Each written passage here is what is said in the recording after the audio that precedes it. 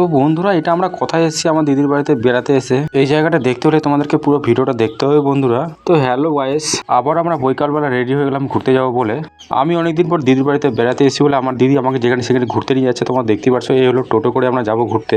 এক এক করে আমরা সবাই মিলে টোটোতে উঠে আমি চলে যাচ্ছি। তোমরা দেখতেই পারছো কোন জায়গাতে আমি ঘুরতে যাচ্ছি তোমাদেরকে একটু পরে বলছি। ভিডিওটা প্রথম থেকে লাস্ট অবধি দেখো, তো অতি সহজে তোমরা বুঝতে পেরে যাবে যে আমরা কোথায় ঘুরতে যাচ্ছি।